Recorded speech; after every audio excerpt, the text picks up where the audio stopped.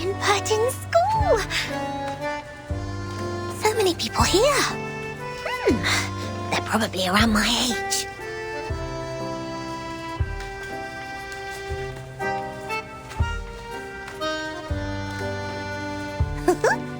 We've also got this many shelves in the library of Sotheby's Manor. Are there any alchemy workshops and potion warehouses here, like in our manor?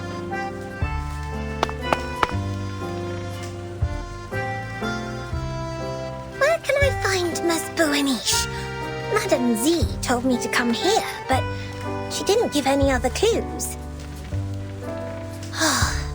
The people here really need Mr. Teaketler, who is always nice and warm to the guests. Just twist his teapot ear, then he can take you anywhere. If not so, placing a luck-a-day potion at the entrance would help as well. If I had made it before I came, Miss Buaniche and I might have met by now. Or she will just pop up behind me. Are you looking for me? Oh my word! Oops, that was too loud. Where are my manners?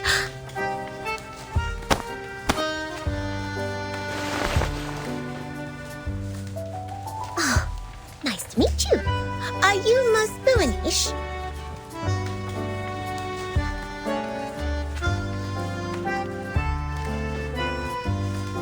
That's fantastic. How did you find me? Did you see me in the Oneiromancy? Or through a crystal orb? Either way, it is the great Arcanum. I'm much greater than that. Look at you, dressed as if you'd just been to a ball. You are as eye-catching as the pigment board on a sketch. I saw you the moment I came into the library. A ball? Does the Foundation hold balls too? Non, I'm saying... Est-ce que tous les amis de Vertine parlent comme ça? Never mind. Madame Z told me you wanted to look up the materials on the mysterious school that believes in numbers here. That's right. Miss Mossel told me she will thoroughly check the documents in the Foundation archive. So I'll go through the books in the SPDM library. If we can find anything about that school, we can be of more help to Vertin and her team. I'm sorry, Miss Sotheby, but I'm afraid the situation is going to disappoint you. While you spend the last hour looking for Teaketler's ear, the kind-hearted monitor assistant already gained valuable access to the library. But I haven't found any records regarding the mysterious school that believes in numbers yet.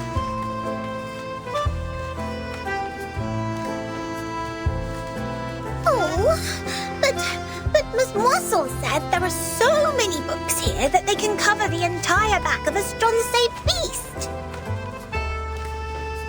That's a bit exaggerated, but she's right. Nevertheless, the librarian was transferred to a more important position years ago due to the storm. Many old books are not yet sorted. Some even went missing in the chaos. The only relevant materials I could find are the stories of Pythagoras and some books on mathematical theorems.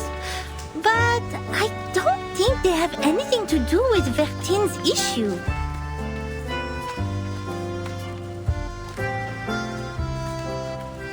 That means I can't do anything to help them. Please stop being emotional. It doesn't work on this professional member of the Foundation.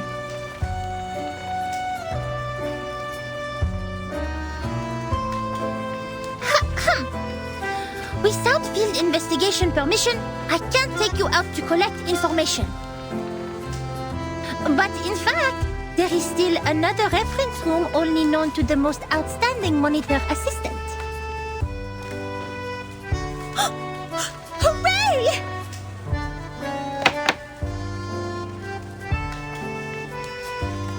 Shh, shh, shh. It's a violation to make noises in the library! Please follow me, Miss Sotheby.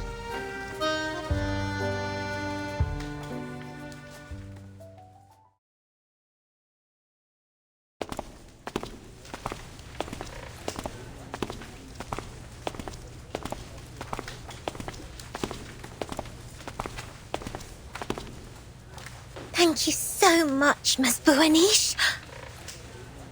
You mentioned ball. I haven't heard that word for a very long time. I remember what Mr. Carson, my butler, had taught me. He said, express your gratitude to fair ladies by holding a grand ball. I'll write to my father and ask for a brand new, unsinkable and maneuverable rock and roll park. I'm sure he will gladly say yes. Maneuverable rock and roll park? Yes. We can hold a twist ball on it when Bertin and her team are back. Please allow me to say no. The monitor assistant of SPDM will never participate in such an inelegant activity. Wait, did you just say Bertin and her team? Hmm? We can talk about the ball later. The kind-hearted Matilda Buanish will try her best to help you with the task. But, of course, it's only out of her sense of responsibility, not for some personal reasons.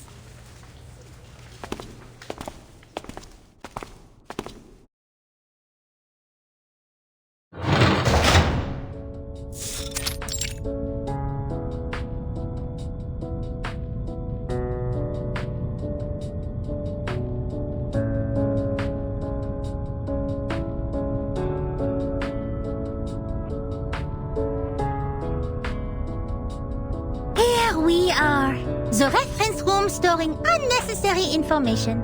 It's a place ignored by most staff. Even so, this careful, reliable monitor assistant will not let go of any details.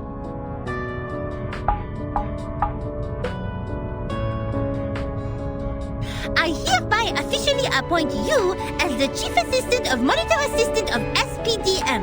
I will take my responsibility and teach you how to become a devoted Foundation member.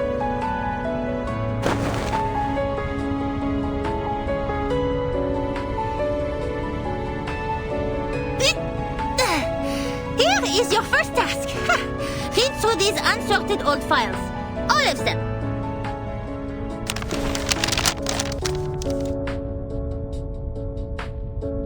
Search all the archived ones. These are the last parts. Most of them are discarded administrative documents, low-priority materials, and substandard reports written by rookie investigators. By the way, you should know I didn't sort any of them out for you, and they don't necessarily have what you want. It's all right. Leave them to me. I love reading. You'd better do. Here's the key. Keep it safe. You can sit on the cushions there when you sort out the files. I don't want your dress to stain the stone bench. I'll go see if I missed any files. Listen, this monitor assistant will test you on your familiarity with these files when she's back.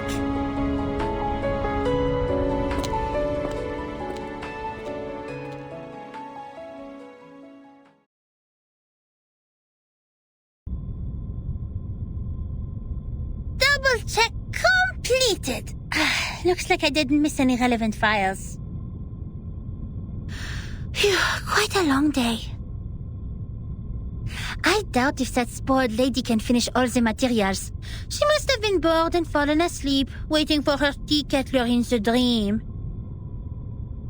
It takes much more than dancing at balls to be a Foundation investigator. I'll send her back to that teacher when she wakes up. In the end, it will be the kind-hearted Matilda who finishes the task for her. Being a great monitor assistant comes with great responsibility.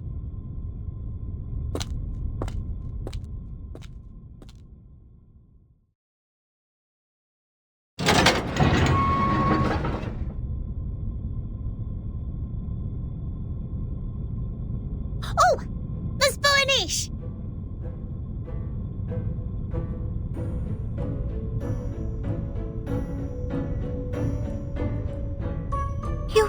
You didn't fall asleep. Did you sort out these files? Yes. And I love these books in uncommon shapes. There are so many wonderful stories. I often read books with Sasana when Father wasn't at home. We read and read until the red bomb waves woke up the sun. Moreover, these files are much easier than Miss Moisson's reading task. Here, the gentleman from River Conway tamed a whole group of Avanks. How marvelous is that? Oh, okay. Looks like you meet the basic requirements for being a rookie investigator. Tu es plus ou moins qualifié pour être mon assistante en chef.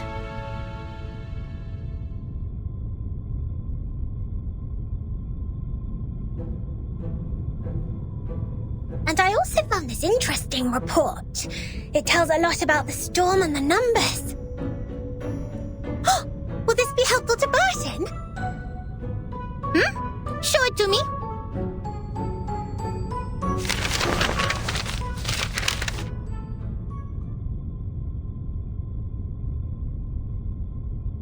I have to say, it is undoubtedly a violation to submit such a report, but it will be a travesty of the truth and human sense if I cover it up.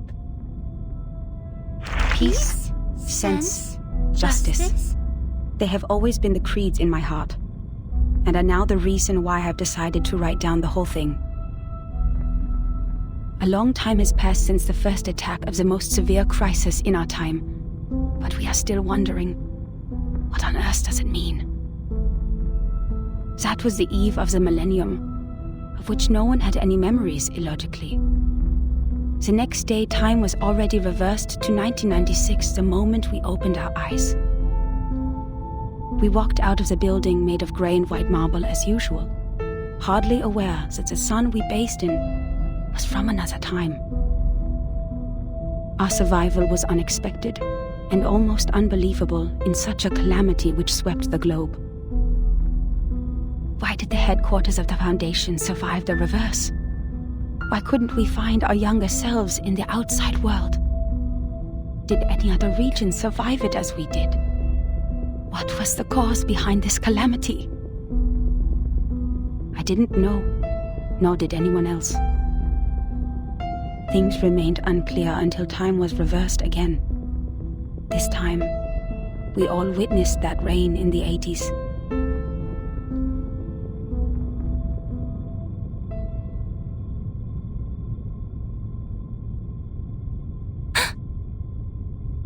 These files Barton needs? I think so.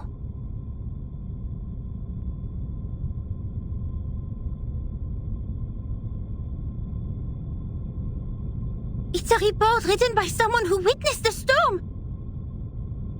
And it has recorded the storms before Verton became the timekeeper.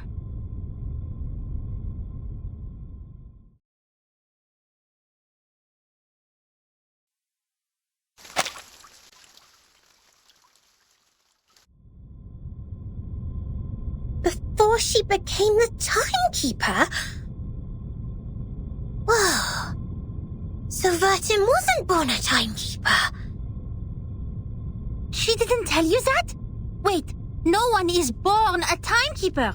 It's not an inherited title. Anyway, this report includes the secret chronology only accessible to the core members of the Foundation. You can only check it under the supervision of the monitor assistant before you become a qualified investigator.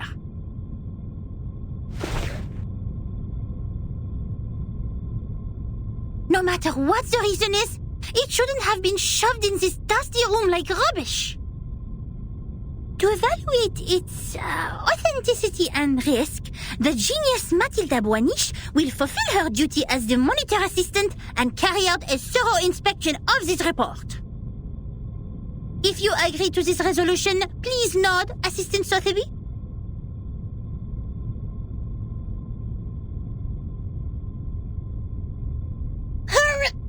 Yes.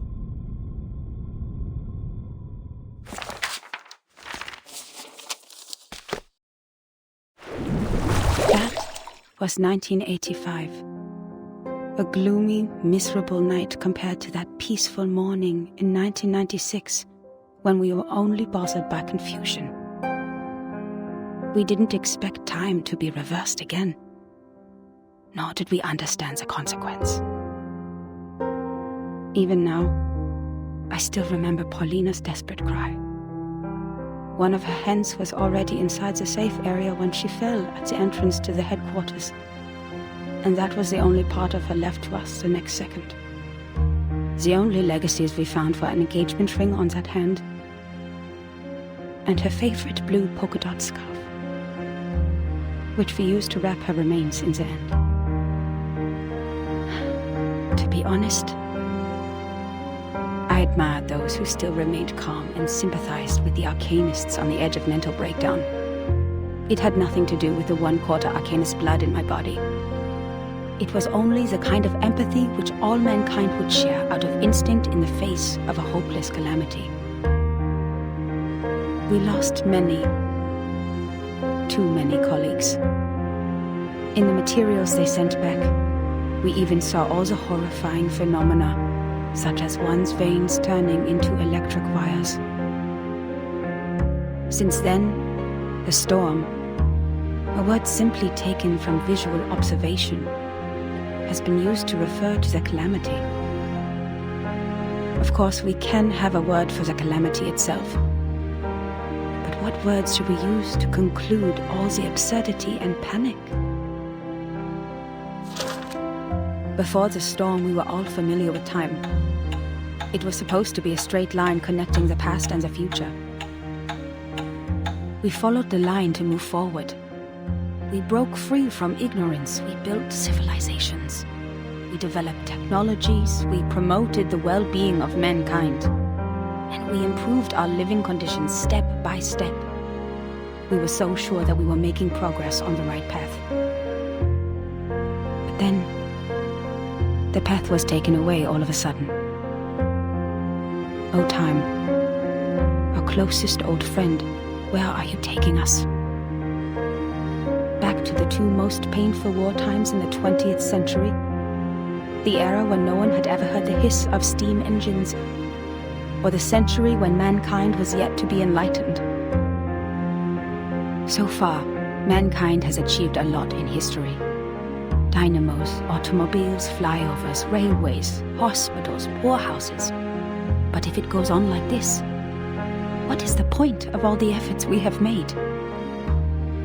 Now we are like a shipwreck left on the island of time, witnessing the fall of the whole modern world in the unstoppable tsunami. Even though the Foundation has lost a lot of staff members, they are still doing fine compared to Laplace. My younger brother was a good example. He was the most sensible person I have ever known. On the first day of the second reverse, he told me, in a calm manner, "At least we have reaffirmed that Newton was right. There was never an arrow of time in classical mechanics. Neither in relativity nor quantum mechanics. That means this is absolutely normal. Whether the time goes backwards or forwards, even if it starts spinning around like a tabletop football player. They're not against the law of physics. We can go back in time and give Poincaré a medal of great profit." The next day, he almost fell off the 6th floor due to excessive drinking. All the perceptions of time and space developed to this day were overthrown. We couldn't find any theories to explain the storm in any existing researches. There could only be two reasons for this situation. Either we've been completely wrong all the time, or we've come to a brand new world. And this new world can never make sense in the way of science, or that of physics. It cannot be verified by an independent third party, and it is impossible to be comprehended through reasoning. Is it true that we have been going the wrong way? Is it true that those once proven wrong by history, those arcanists who claim to possess gnosis, are actually on the right path? In fact, the one who put an end to the chaos was indeed not a human. This thing, I had no idea what it was. It claimed to be a machine which never stops working. It laughed at the limitations of our brains and the metaphysical mistakes we make ceaselessly. But it did solve the most urgent issue. A system was built to tackle storm-relevant emergencies after it took charge of Laplace. The first measure it adopted was contacting all the existing branches of the foundations at the time to confirm the scale of available manpower. Then it built observation stations all over the globe to find if there were any other regions immune to the storm. After that, numerous offices responsible for deducing the cause of the storm were established. Even though there were countless disagreements during the research, at least we had taken the first step. I handed in the application to take part in this mission, determined to get rid of the fog in my mind. In 1986, I was assigned to the office in Egypt. All my friends came to the dock to see me off, because we knew it could be the final goodbye. Even though we were equipped with the emergency communication devices issued by Laplace, we were still not clear when the storm would assault us, or where we could hide nearby.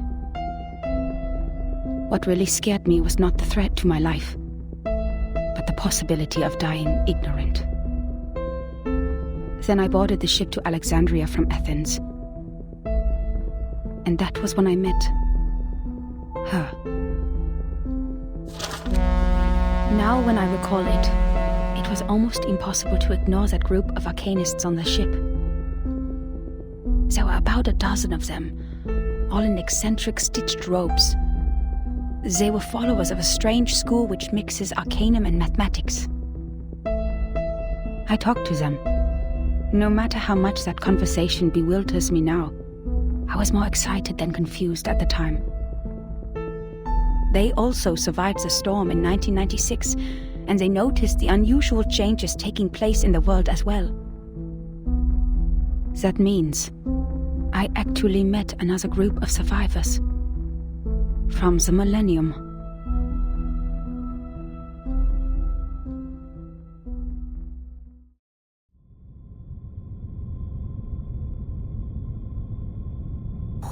Wait!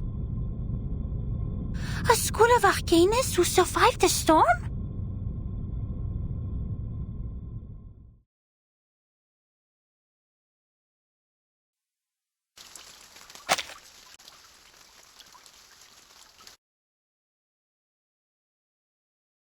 A mixture of arcanum and mathematics. The ship on the Mediterranean. Unbelievable. Our investigator actually met this group of arcanists who believed in numbers and even left such a precious record down on paper. Does it mean we are close to being helpful to Virgin?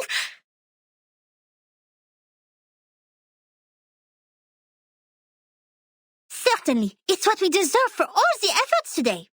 But why did they leave such an important report in the reference room storing unnecessary information? Did they misput it here after the chaos of the storm?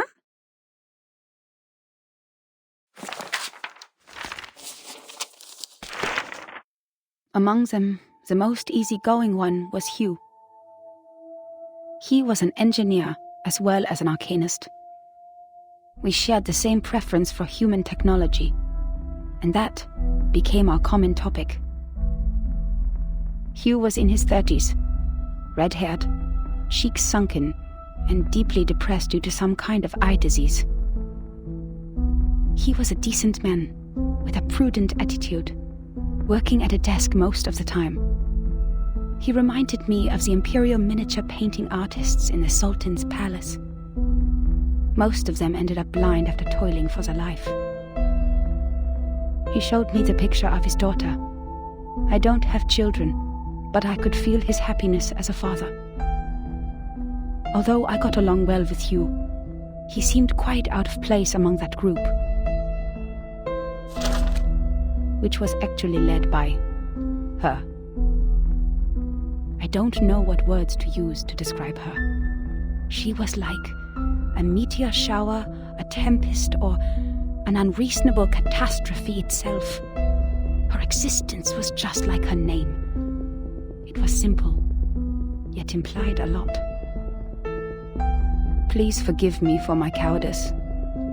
Even now, I don't have the courage to write down her name. If one would call that a name. In fact, she was quite a kind, warm-hearted person. Among all the unregistered arcanists I've met, she was one of the nicest ones towards the Foundation. She looked young, even though I heard she had a daughter too. Besides, she still possessed the innocence of a child, and that kind of excitement exclusive for genius. That's right. It seemed the whole world was like a sparkling toy to her. Our communication was heart-stirring at the beginning. Both of us were eager to find out what was happening, like two shipwrecked victims grappling at each other on the sea. But I didn't have the slightest idea what she was talking about, actually. The problem was not the typical communication issues between humans and arcanists.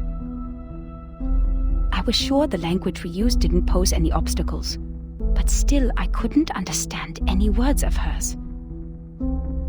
I would believe that one is highly intelligent if one can name all the factors of 11,567 without thinking.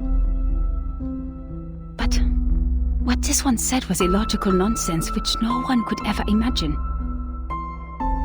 She claimed that there is a world of numbers, above all else, where the non-physical essences of all things exist in the form of timeless, absolute, unchangeable ideas, and that the physical world where the time flows is nothing but an appendage, which has never been real or true. And that's why the chaos in this world is not worth any attention, and we should focus on what happened to the supreme existence. What an utter disaster combining modern maths with ancient superstition. I saw another hubristic arcanist pretending to be the prophet by reliving Platonism. I don't even bother to mention the balderdash on soul numbers. Even the New Age movement could use some of her absurdity. But that was not yet the end. She even claimed to be aware of the exact year when the next reverse would happen. But when I asked her about it seriously, she said, "My apologies. I've made an oath. I shall and only shall reveal the demonstration to people who have their own soul numbers." I'm not sure whether she was making fun of me or being serious, but I had this feeling that she was eager to tell me how she was granted the secret through a moment of afflatus. It seemed she just saw through the laws behind all things instead of finding them through logical deduction. Can't you see it? It is right in front of you. After I expressed my inability to comprehend her words 30 times, she finally gave up and proffered regrets. I'd rather take it as a new kind of humiliation. What really irritated me about her, however, was her contempt towards science and all the scientific research methods. As far as I'm concerned, the value of a theory lies in its reliability, universality, and generalizability. Our pursuit of the truth has laid the foundation of modern science, allowing us to change the world. Yet, in her eyes, the value of a theory lies in its beauty. I talked to her on the current situation, and I told her how we would save lives and preserve the hard-earned technology of mankind if we could find the pattern of the storm. It was of course not an easy thing to do and would take enormous manpower, so I asked her sincerely to join the Foundation. Yet again she responded with contempt. She believed they would only become another military squad of the Foundation's. Darling, maths are beautiful for their uselessness. That's why it remains noble and graceful in this sordid world, despite you humans' reckless action of using it to calculate ballistic. She turned down my invitation and left an unfairly negative comment on our storm observation project. The observation stations you built are destined to be toppled because their basis is the fragile world that follows the laws of physics. The efforts you've made are like nails on a sand beach, which will only be carried away by the next tidal wave. But I said, perhaps our efforts are in vain, but someone has to do it. We will try every corner of the beach before making the conclusion that the world we are living in is already a hopeless ruin. What a pragmatic, rigorous, and rational speech. But dear, the world is a hopeless ruin. The conversation ended in disagreement. I don't know why arcanists hate the world so much. Perhaps the reason is they have never been truly accepted. To this day, I still remember her venomous conclusion. The world built on past experiences has ended. In your words, which you used to mock us, why not embrace the reality? Yet about the gnosis which she deeply believed in, and the so-called prophecy she made through numbers, she had never given any proofs or details that showed rigorous logic. And the reason for her inactions was an oath she had made before some stone? Therefore I believed her words were only the nonsense of a lunatic. When we first met, I thought she was different from all those psychos, who mistook the malfunction of their prefrontal cortex as the will of God. But they turned out to be the same. In the name of human sense, I swore everything she said was absurd and ridiculous to me. Until...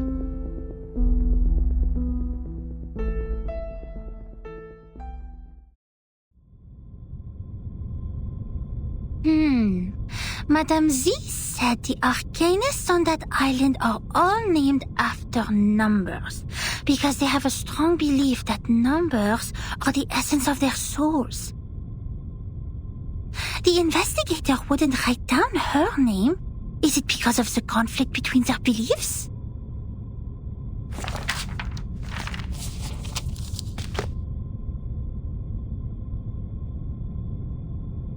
Huh? That's all?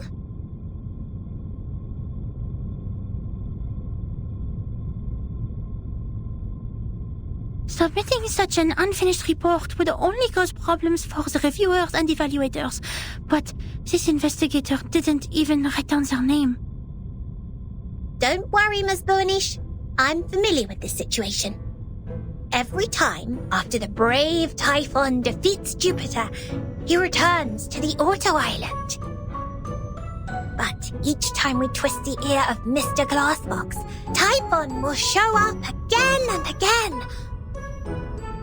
Ms. Moisson told me the ear is the key to bringing back our hope. Wait, don't tell me you are talking about the shows on the mechanical television?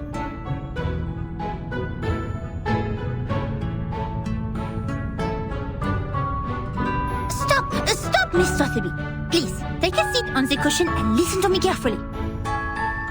This is a detailed report written by a formal investigator of the Foundations, not some TV show full of cliffhangers. That means we will definitely find the rest somewhere. Oh, I see. Must be a Coco treant who took away the other part of the book. Usually, they will be attracted by Luna Fixer, and by following their traces, we'll find their lairs in the stable. You mean someone took it away?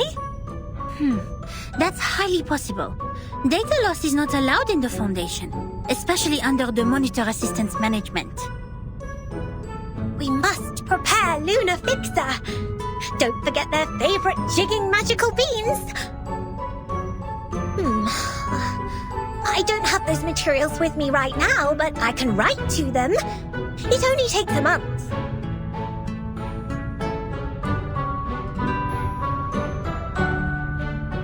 Nuh-uh, we don't need that.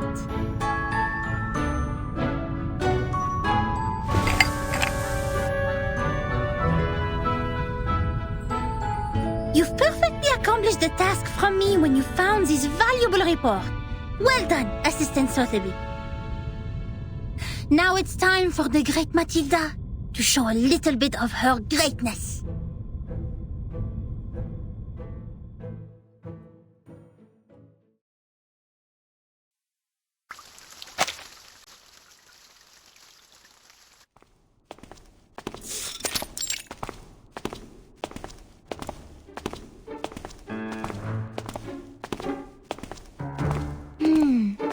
Judging from the omen, it's at the northwest, the beginning and the ending of the ring, where the wall reflects repeatedly.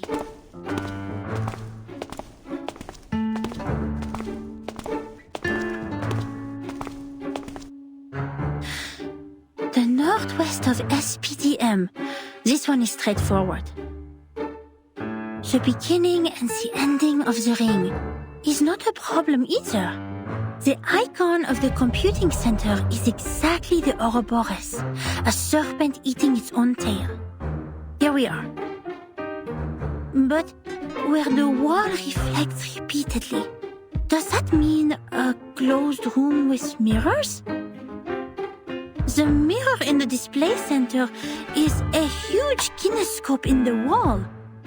And the one in the airtight laboratory is a crystal clear observation window. The one in the rehab center? No. The mirrors in the operation room have been replaced with curved electronic screens of steel structure after that xenopilot made a scene. So, where is the answer?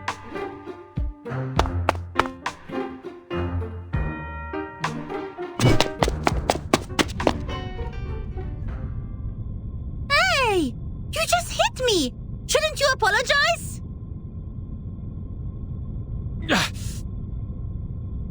Where did you come from, dork? Wasting my time.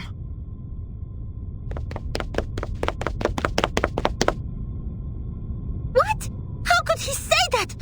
That's rude! That gentleman doesn't look well. He's covering his face. His nose is running with purple liquid. Oh dear. Did he drink a whole bottle of purple Chrysandra juice? He needs treatment immediately. Oh, if only I had brought the Phoenix heart nerves with me. He ran towards the rehab center. Nothing to worry about. Just another patient trying to prove he has recovered.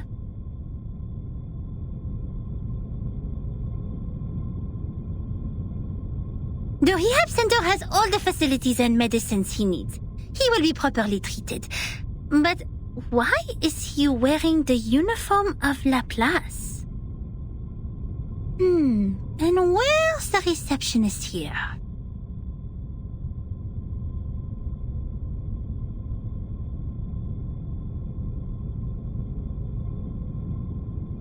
Does everyone go to the weekend party night?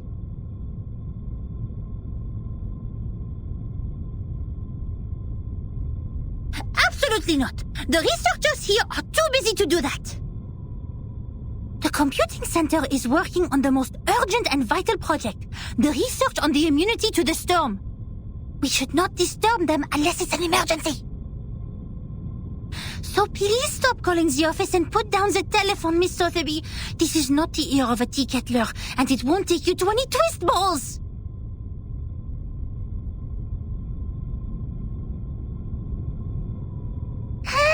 Je sais qu'elle est débutante, mais quand même, elle est trop bizarre. Guide new members with caution and patience. Trigger the afflatus at the right time. J'avoue que Verten a remporté une victoire temporaire sur ça.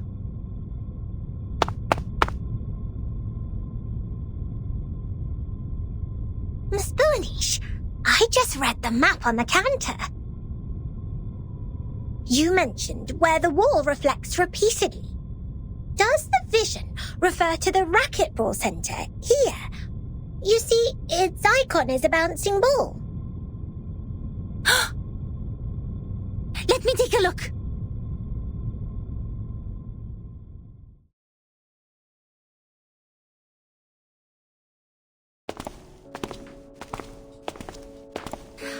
Found it! This is really the right direction. Next, empty boxes, glasswares and copper pieces. Looks like our destination has piles of metal.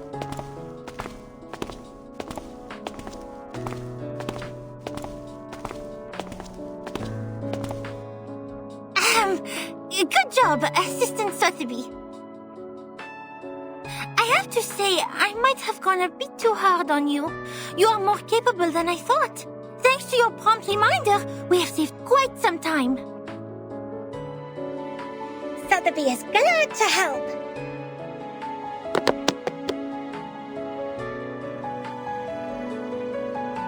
Miss Boonish, since you're such a talented diviner, why don't you just divine the reason for the storm with your inherited arcanum ability? According to Ms. Moisson, the reason still remains a mystery. If the crystal orb can reveal its truth, everything will be much easier for Vertin and her team. Divine the reason for the storm?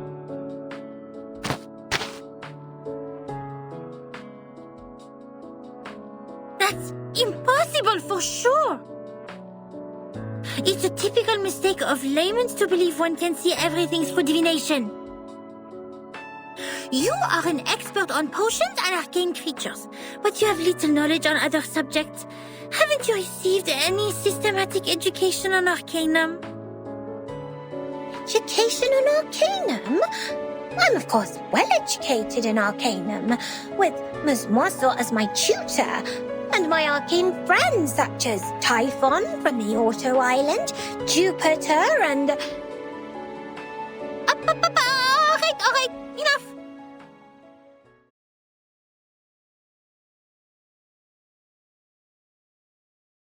I have understood the fact that the education you have received is not systematical, or say incomplete, imperfect, inelegant.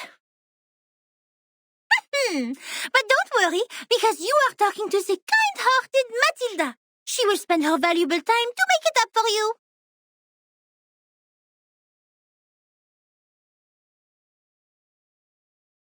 In fact, the system of arcanum knowledge is not completely separated from that of human science. For example, the modern pharmacy and chemistry actually originated from the experiments of potions and alchemy in the ancient times. They developed into two different systems because arcanists focused more on the knowledge ignored by scientists, which is gnosis. The knowledge we learn from divination is exactly under this category. Wow!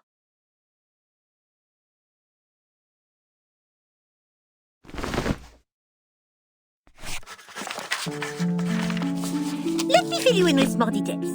If two human researchers test Snell's law at two different places at the same time without making any mistakes, they will always reach the same conclusion.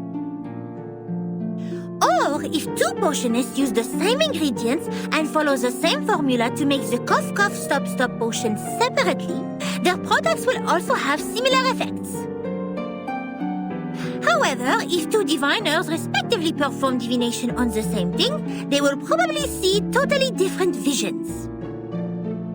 Because what the divination shows is merely omens. The interpretation of these omens is in fact a kind of subjective deduction based on the reality, and there is no such thing as a standard answer. Even if the two diviners draw the same conclusion, it is more of a coincidence than a result that implies generalizability. So diviners never check the accuracy of their divination through the review of peers. And this is an example of gnosis. Unlike human sense, it is unique and possesses no universality.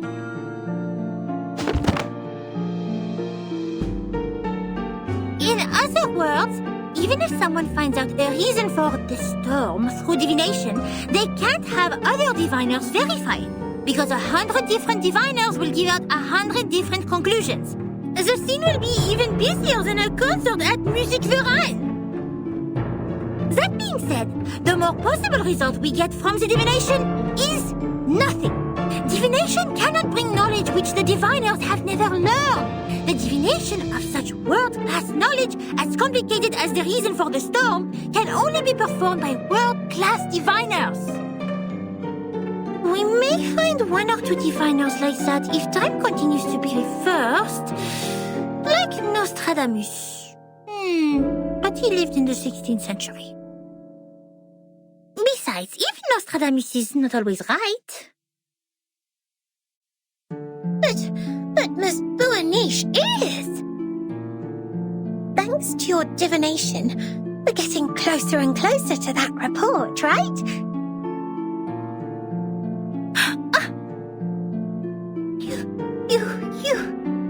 You are right! Finding items, interpreting dreams, and making simple prophecies. All these things are just a breeze for the bright and clever Matilda. But inquiring about the storm is beyond my ability, and it will only bring misfortune. I will never make such a stupid mistake.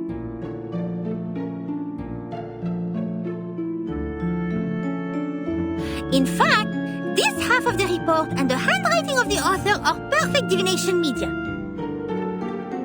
Besides, our target is not far away from us, and I'm familiar with the surroundings, which have made things much easier than usual. It is true diviners can improve the accuracy and controllability of their gnosis by practicing repeatedly, holding the rituals properly, and making targeted preparations. But that still doesn't mean the result will be absolutely accurate.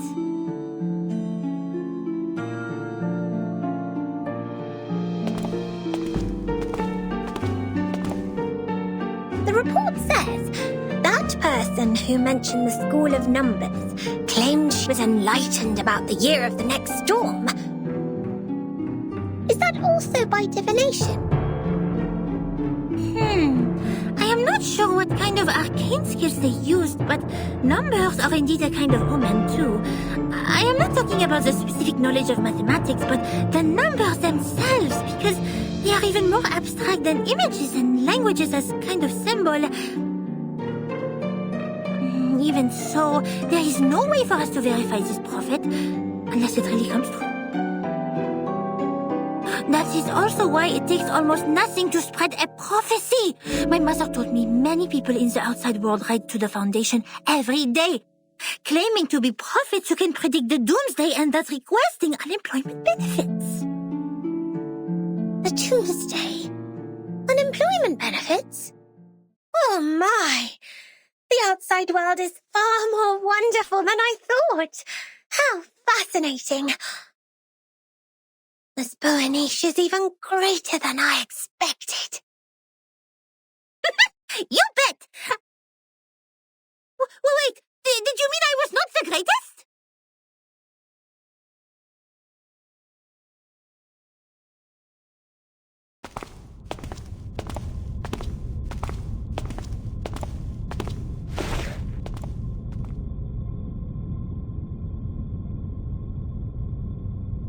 Here we are, Miss Sotheby. Now, this is the moment to verify the result of my divination.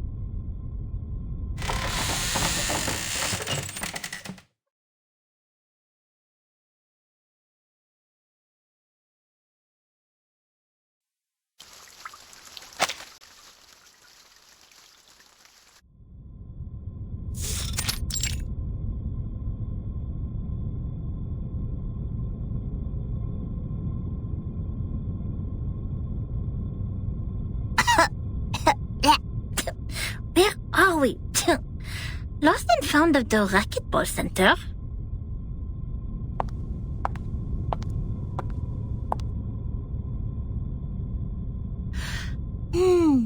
The orb showed copper pieces. We need to find something that seems to be locked, but is actually not. Aha! Found it! Nothing can stop the genius, Matilda.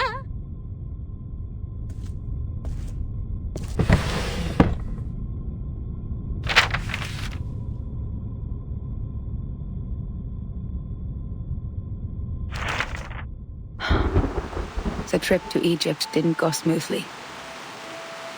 The ship was hit by a common storm at sea. We were lost in the fog after that, completely off course. Then something emerged from the water. Since the first storm, The Foundation has received frequent sightings of arcane creatures which should have been extinct in history. I had no idea what I was shooting at, even after I emptied the clip. And I didn't know what to do, so the arcanists brought us back on course. She named the precise longitude and latitude of our location, even without using the sextant in the spare cabin. I wonder how she did that. Perhaps the world did look different in her eyes. Then when I was about to step on a random plank on the ship, she suddenly dragged me back. I thought it was only an inappropriate joke. But the next second, the plank broke. I was stunned, and as to how she saw that coming, she just answered me as if we were talking about the weather. Because that plank is deformed like a rhombus. I was confused. Where is the rhombus? She laughed. The rhombus can't be seen with eyes. You shall close your eyes, hearken to the teaching of the Supreme Existence, and seize the moment of afflatus. Of course, I didn't see anything. Nor did I understand what the moment of afflatus was. Perhaps it's just another privilege enjoyed by arcanists, just like their right to be lunatic. Nevertheless, she reached the correct conclusion in a completely wrong way. Is it really possible? Anyway, she saved my life. But that was not enough to settle the differences between us. She remained rejective to working with the Foundation, and I finally gave up on the attempt to persuade them. My mission on that trip was not to make contact with them. Besides, what we needed was builders of the storm observation system, not some liars who would only make things worse. As for the shelter they took from the storm, she wouldn't say a word, as if she were dealing with a spy who pried to find out the deepest secrets of the arcanists. In the end, Hugh mediated between us. He gave me an address in Istanbul to which I could send the letters to contact them. After that, I spent more than half a year in the Egypt office. Things were even worse there than I expected. Some have gone missing after the storm. The people who were supposed to be in the Egypt office, according to the member list stored in the headquarters in 1985, were not there when I arrived. The situation could be caused by the limitations of the transmission of paper-based materials, or because the computer was not yet popularized to every corner of the globe at the time. One minor mistake of a copyist could develop into a huge difference. Besides that, the chaos inside Laplace was an even worse issue. I learned that someone published the paper Samplings of Global and Regional Chaotic Energy Route Changes in the name of Butterfly of Lorentz. Apparently, they secretly used our sampling sites, yet their research direction and conclusion were radically different from Laplace's. The researchers equally divided into two schools, one sticking to the human technology they have focused on, and one changing their direction to Arcanum.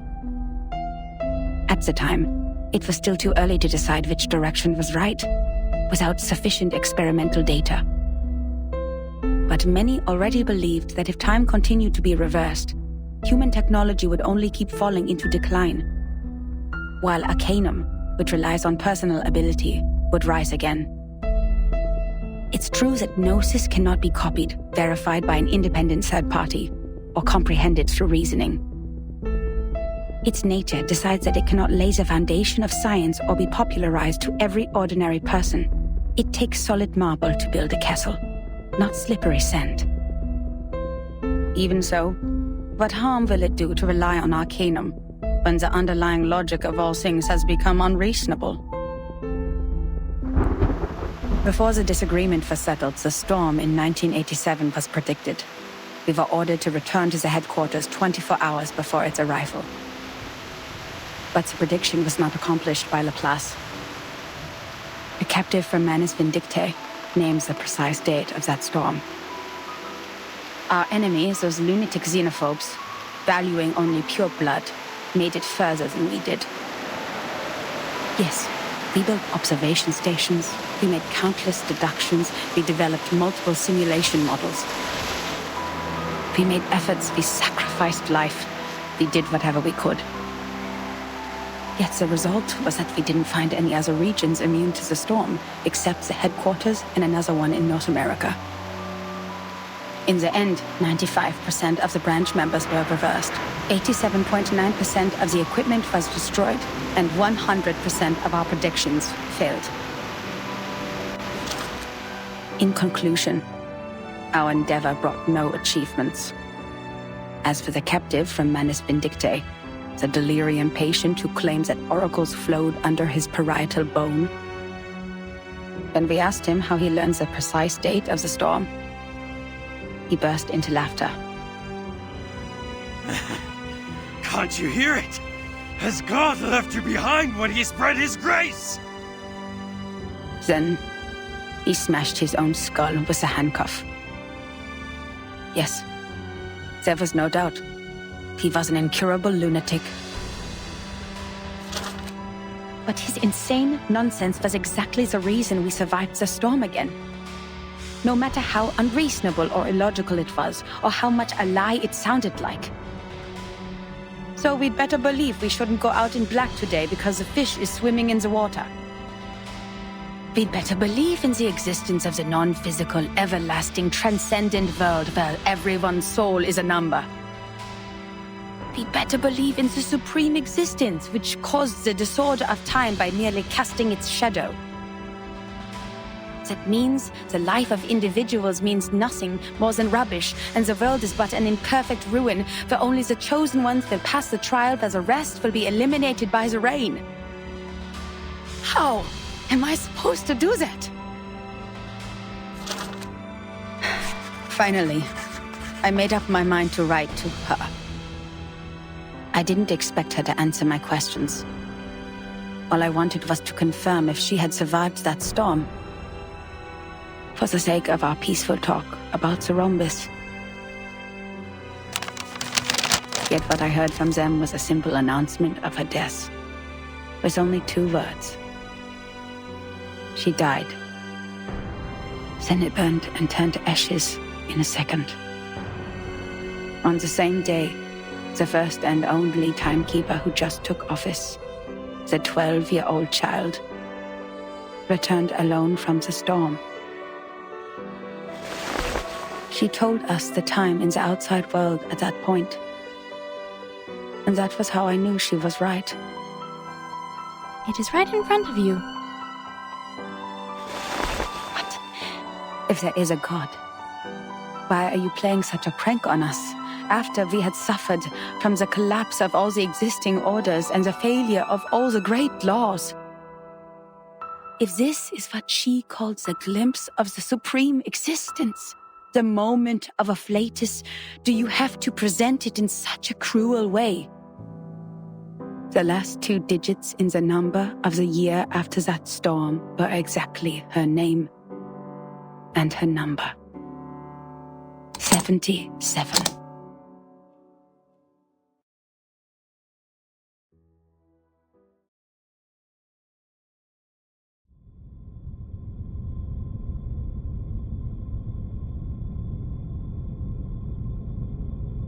Incroyable! Incroyable! C'est vrai! Quelqu'un a vraiment fait cette prophétie! Bertine and Soneto will be thrilled to know what we found! Well done, Miss Sotheby! You performed as well as a formal investigator! We need to submit this report to your instructor immediately!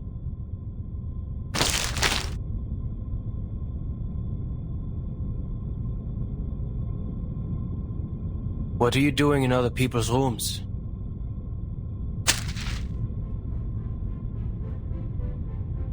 This is my personal item. You have no rights to take it. Please leave immediately. Personal item? This is a precious record that should have been submitted to the Foundation. According to Administration and Regulations for Dispatch Personnel, St. Pavlov Foundation Decree number 259, every member of the Foundation when acting as a field investigator, is required to create a comprehensive investigation report of all their actions and promptly submit it.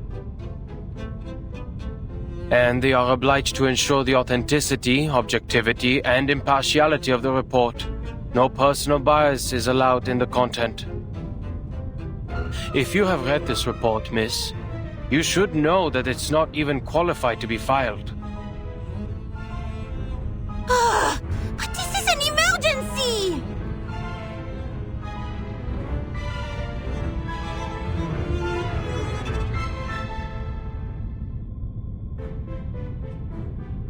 I can tell from your uniform, you are a student of SPDM, or...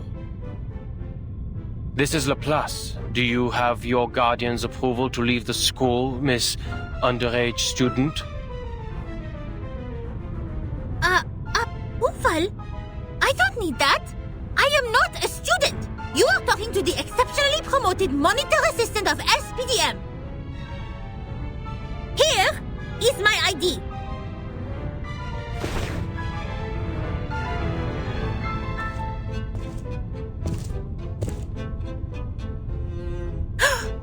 Did you just ignore a formal administrator of the Foundation? This monitor assistant will report every misbehavior of yours. Every little bit of them.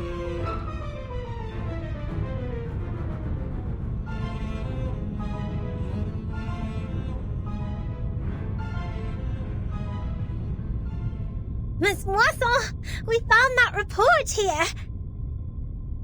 The great Miss Buanish and I discovered some important information. I came to you and Madame Z immediately after we read it.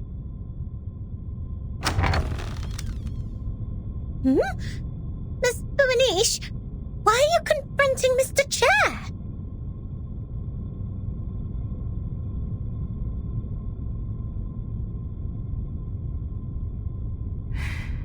I didn't expect to see the second half of that report here in your room, Adler.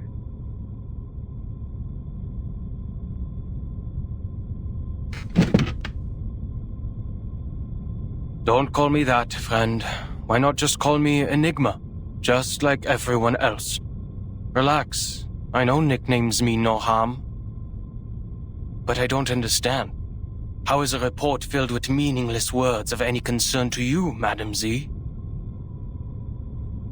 It provides information about the Arcanist group Virgin is now dealing with. If possible, please give it to me. Of course. How can I turn down a request from Constantine's chief of staff? Take it away. I hope you don't mind the mold on it.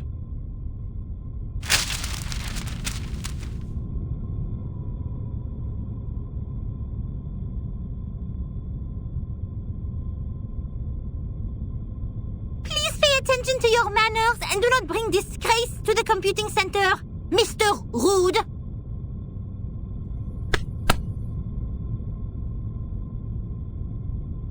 Ms. Buanish? Ms. Sotheby? You've done a great job.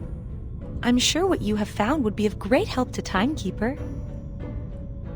And I will report your active performance in this mission to SPDM as soon as possible, Ms. Buanish. We need to further analyze the files you found. The first on the scene could provide more detailed information. Let's get out of here. Contribution exceptionnelle!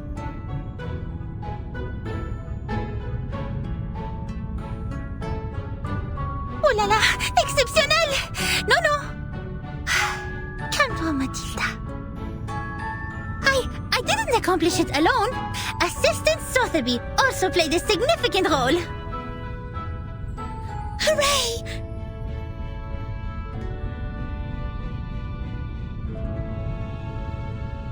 That is to say, Miss Burnish, we can start preparing the balloons and flowers for the twist ball. Speaking of which, this monitor assistant still needs to think about it. By the way, just call me Mathilda.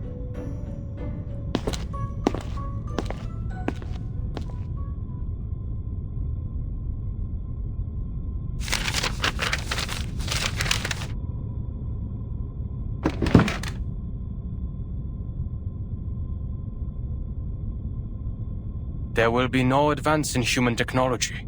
You think so? Even thee, Madam Z, has given up on the study of theoretical physics and become a politician. No, I've never thought of that.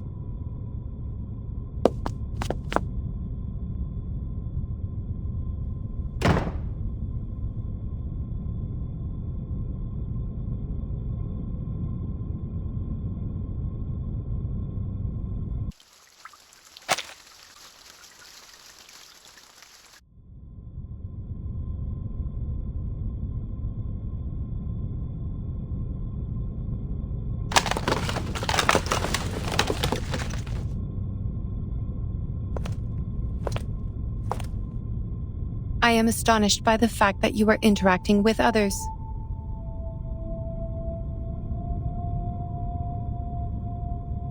They broke in.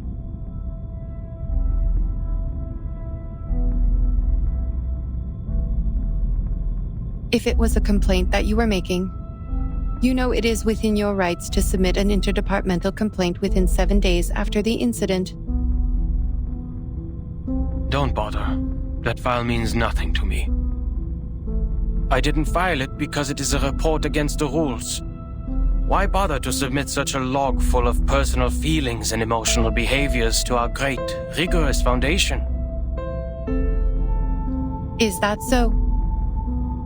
I am gratified to find that you still have some sense. I too am gratified that you still have no idea that I was being sarcastic. Oh, that was sarcasm.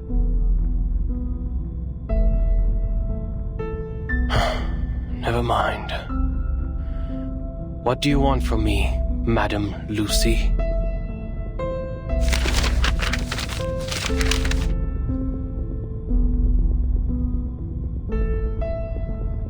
You went all the way to this dusty, rundown place so hurriedly that you even forgot to put on that pathetic mask.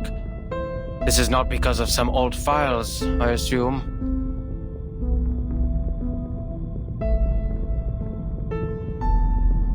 Certainly. I hope you can be the cryptographer of the Manus Vindictae's ritual. You are still the best. You are asking me, a human, to decode the ritual of a pureblood arcanist group?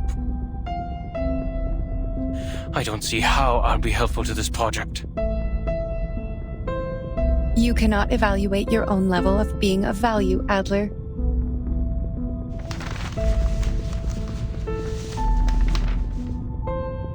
Well, you evaluate our value. Test us in experiments you set. Prove the hypotheses by exhaustion, make mistakes, and start all over again. You repeat the process like a roaring locomotive that pulls the research center out of this chaotic disaster. You question not what is ahead of you, nor whether the path you've taken will be regular or easy. The only idea you planted into your little brain is to move forward, to improve. Thank you for your compliment. Credit goes to everyone.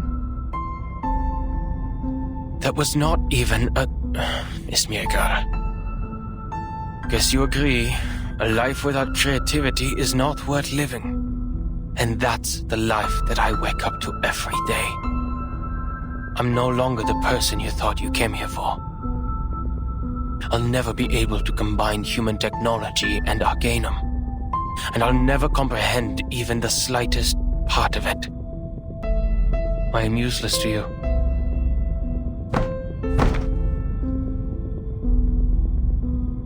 I don't expect someone made of tin to understand the human mind. But I beg of you, leave me alone.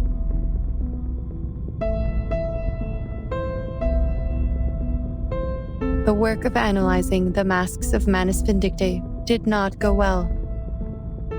A side effect occurs in the researchers, and it is getting worse. The isolation wards on the basement level are overwhelmed.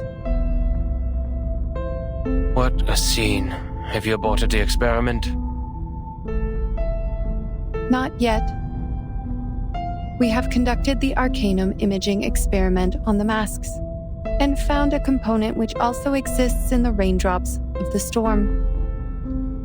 But knowing what it is composed of does not help explain how it works. What we're looking for is the original ritual that the Manus cast on them. You're trying to figure out one's career planning from one's physical examination report. I wonder why it is not working. Even if somehow you manage to find the original ritual, you still need a proper environment to test it, which is the outside world with a coming storm.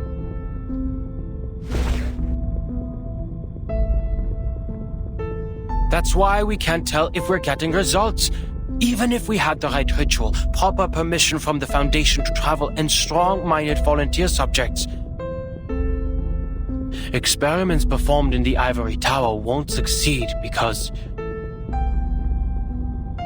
An experiment about the storm can only be done in a storm.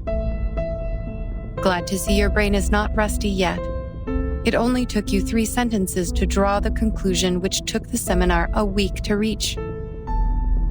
That proves you are capable of the project.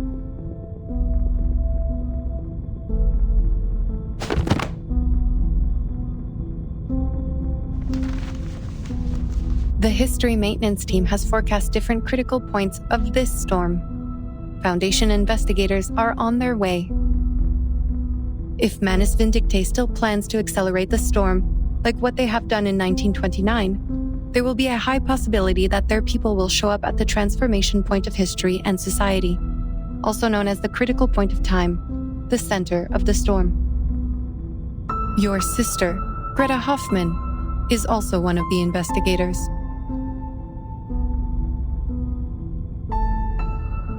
I have no interest in any Hoffmans other than myself. We have different perspectives. It is okay. I am just here to inform you that if any of the investigators successfully send the information of the ritual back, the research about the immunity of the storm will be conducted immediately. Take your time and be mentally prepared. But once the storm alert is issued, we only have 24 hours to verify the feasibility of the ritual. I wish you will be fully prepared by then.